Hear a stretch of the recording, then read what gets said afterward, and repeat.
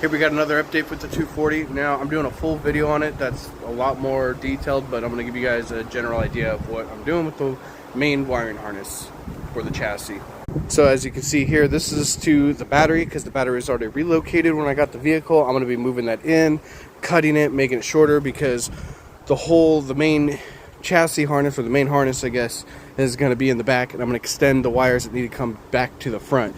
But here is a general idea of how much room you'll have once you move it. What's really nice is obviously you can see this had an SR in it, so you know, space for like intercooler piping and stuff like that, other accessories you might want to put in. We got rid of the factory Nissan wiring that goes through the wheel well there, which if you're no 240s, that causes a lot of issues once you start building for drifting and stuff, tire rubbing, all that fun stuff. So I haven't finished filming this part in the YouTube video, but here's the harness right here coming up and over the dash, because I was going to run it through here.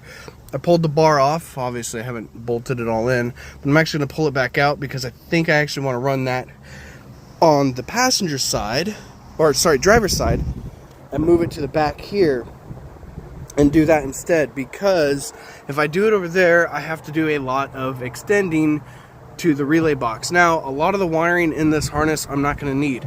However, I don't want to start cutting, extending stuff, especially if it ends up something that I don't need later on when I decide to do a swap or something like that.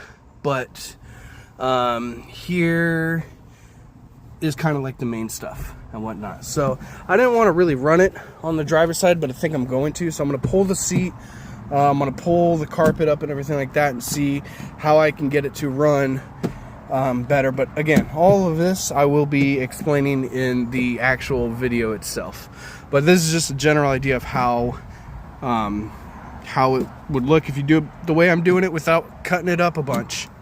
I literally pulled everything from the inside out and then pulled the harness right in the middle of the core support there and then moved it inside.